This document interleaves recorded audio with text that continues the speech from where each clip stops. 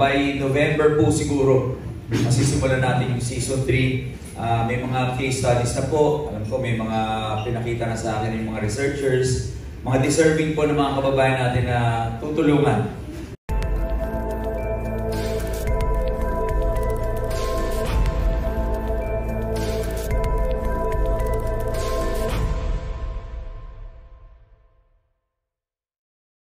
You've mentioned about the Season 3 of Dear Destiny. Is there already a target date for that, or you get to seize it earlier? Siguro po kasi medyo busy po kami ngayon sa Congress. Alam niyo po ang pag-shoot ng ganitong klaseng programa, lalo na sarili mong programa ng public service, and no less than CNN Philippines pa yung international channel. So kailangan ayusin talaga natin 3 times a week. So ngayon medyo busy po sa Congress, pahinga muna po. Pero by November po siguro, masisimulan natin yung Season 3. May mga case studies na po. Alam ko may mga pinakita na sa akin yung mga researchers. Mga deserving po ng mga kababayan natin na tutulungan. So naka-line up na po yan, yung iba't ibang mga kababayan natin. Madami stories. Tsaka medyo mas mahirap yata itong Season 3 na to kasi talagang mas may konting immersion na mangyayari. Mararanasan ko yung nararanasan din nila. Although, okay lang naman po kasi karamihan dito. Nung nagsimula kasi dito, kabado ko kasi first time ko mag-host. So, ng sarili kong programa at wala akong training. Ang training ko lang yung kay Kuya Will dati, nagpo-host kami, pero puro parang variety show, medyo masaya. Ito medyo seryoso. Minsan nakakalungkot pa nga, minsan nakaka-ano ng puso.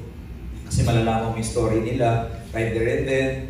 Makikita mo yung kalagayan nila, nakikita mo yung kamag-anak nila may konting problema, may sakit. Makikita mo yung kalagayan ng buhay nila. So, yung Season 3, mga November yan. At yun nga, tingin ko mas maganda pa, mas maraming pasabog, sabi nga nila. May konti kasi, yung Dear SB kasi, more po, aside from helping them and giving them mga sustainable livelihood or medical health and scholarship, may mga iba tayong mga kaibigan na celebrities na tumutulong. So dun sa nakakita nyo kanina, nandun po yung mga ibang idol na mga tinutulungan natin. Kuwari yung tinulungan nating Def, ang idol niya, yung MVP ng PBA, si Scottie Thompson.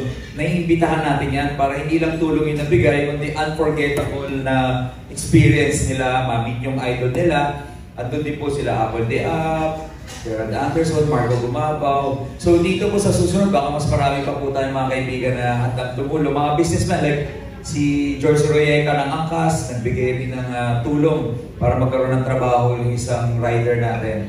So, expect more collaborations po siguro doon sa mga kaibigan natin para may konting twist po yung mga stories natin sa Dear SB natin. Sounds interesting is may collaboration with other personalities. Yes, po. And having mentioned ng immersion also. Siguro a short follow-up question po. Earlier in the program, you mentioned a number of cases like dialysis, cancer patients. Would the show have a particular niche na tinutulungan? Ibig sabihin mostly cancer patients pa, ang bata, ang matanda, or is it a comprehensive program kahit anong sakit po? Based po sa experience natin, medyo comprehensive po yung from all walks of life. Alam ko po ang mga napipili ng mga researchers natin at ng team natin sa Dear SB, mga inspiring stories po. Katulad ng isang nakita natin sa Facebook na nag-viral na mga magkakapatid na nag-aaral sa ilalim ng lamppost kasi wala silang kuryente sa bahay, hindi sila makabitan. Yung mga ganun, gusto mag-aral kahit walang ilaw pero lumalabas at talaga nagsusumika para makatapos, binigyan natin ng sariling solar panel yun para talagang magkaroon sila ng ilaw at electric fan sa bahay. Meron isang nag-trending din na matanda, 86 years old, nagtatrabaho pa. So tinulungan din natin yan. Meron isang paralisado na, nagbebenta pa rin. Hindi na makapagsalita, hindi na makapaglakad. Pero nagbabanat pa rin ang buto.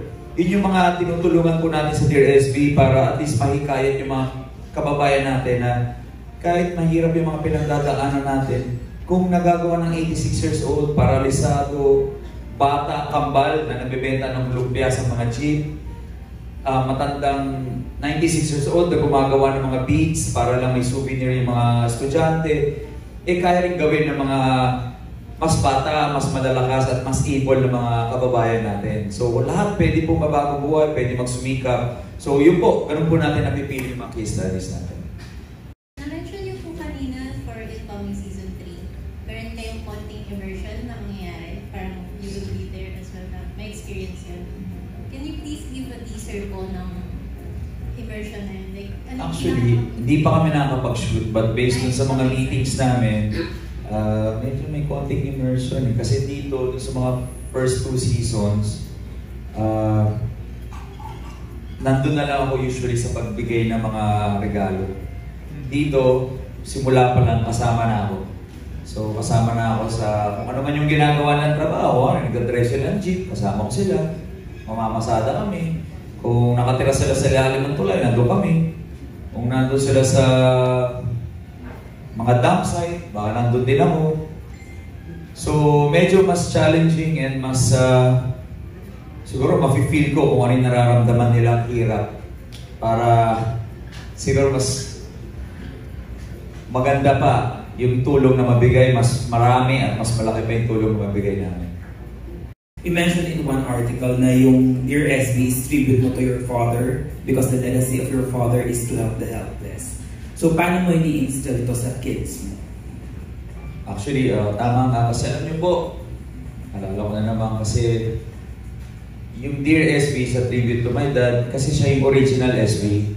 Siya po yung Sam Versosa Senior. Sam Versosa Junior lang po ako. Tapos yung 3 ko pong anak, Sam Versosa, the 3rd, the 4th, the 5th, the 6th. So, I hope ma-inspire sila dun sa mga ginagawa ng tatay nila. Maging proud sila in the future. And tuloy pa rin naman po yung parenting ko and kinakausap ko sila sa palagi na gawin nila yung pangarap nila. Kahit ano man yung gusto nila sa buhay, susuportahan ko sila.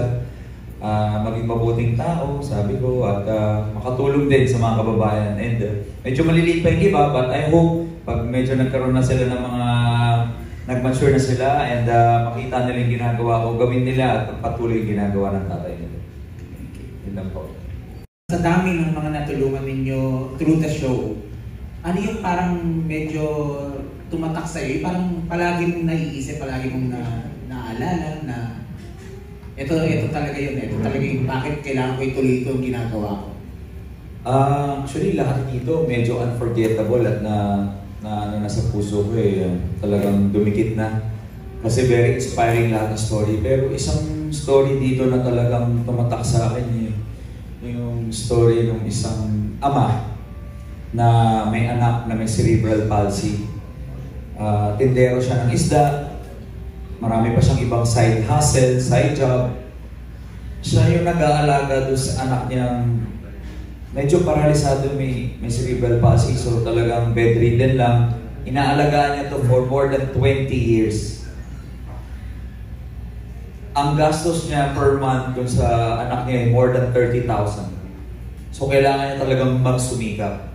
So umaga pa lang, pupunta na kami sa palengke, pupunta na siya sa palengke kasi sinamahan ko siya kung ano yung buhay niya. So sinamahan ko siya sa palengke, bumili kami ng mga isda, mga paninda, gulay, binigyan namin siya ng tindahan, binibenta namin. Pagkatapos may iba pa siyang trabaho. Sabi ko, grabe kung kaya tumatak sa akin kasi sabi ko, maraming naghihirap tayong kababayan eh. Kung magsisipag lang sila, at mag-iisip ng paraan, maraming paraan para umasenso, para matulungan yung pamilya, hindi lang puro hingi. So yung story po nitong amang na to, talagang para sa akin nakaka-inspire kasi imagine mo na lang kung wala siyang anak na may kapansanan, malamang nakapag-ipon na po siya. Dahil sa dami ng trabaho ginagawa niya, I think nagbabalot pa siya. Kasi nagbebenta siya eh. Babayan siya ng gulay tsaka ng mga isda. Araw-araw. So, imagine mo, more than 20 years, iiwanan niya yung anak niya. Walang yaya eh. Iiwanan niya yung anak niya. Minsan nga, nilalanggam. Kasi sa lapag lang. Sa lapag lang talaga, iiwanan niya, pupunta siya ng palengke. Walang bantay. babalikan niya, minsan nilalanggam. So, tinatanggal na lang niya. Tapos tatrabaho siya. So, yung buong buhay niya, in-offer niya para sa anak niya. Nagtatrabaho lang siya para talagang mabuhay sila mag-ama. So, yun po yung hindi ko isa sa mga story, hindi ko po makalimutan sa programa natin na Dear SB. I know there's like a saying, you teach a man to fish in order to help them sustain their living. That's much better than just giving them fish. Yes. How are you assured that the people that you help eventually, get out of that dispossession that they're in, and of poverty, and of course the conditions that they are in, they had problems with. What do you also follow up and see where they are right now? Maraming salamat sa tanungan ninyo. Tama po kayo. Hindi po tayo nakakasigurado kung nabigyan na natin sila ng mga negosyo at mga sustainable na livelihood kung mapagpapatuloy natin yan at mapagpapatuloy nila yan. But yung mga staff po natin, lalo na po sa CNN, hinihingi ko po yung update sa mga nangyari. Katulad ng isa po, may nabigyan tayo ng tindahan, pero hindi niya na-sustain. Sabi niya, pwede bang umuwi na lang sa probinsya at doon na lang siguro siya mag-umpisa ulit. So, tinulungan namin siya ulit makauwi sa probinsya, bumili ng lote niya, makapagsimula ng buhay. Hindi po nakakasigurado yung nabibigay natin na tulong magsusustain. Siyempre, lahat po yan nasa sa kanila na kung magsisipag pa rin po sila. Yes. Pero karamihan po sa kanila, katulad ng mga nabigyan natin ng mga livelihood, mga tindahan, patuloy pa rin po yung mga ginagawa nilang livelihood. Pati yung mga carts, fishbowl, siyempre mga scholarship, saka medical, tuloy-tuloy pa rin po. But yun nga, may isa rin tayong na nabigyan natin, ba't di napagpatuloy. So, humingi na naman siya ng ibang tulong. So, dinala natin siya sa kanyang probinsya, makapagsimula siya ng bagong buhay doon.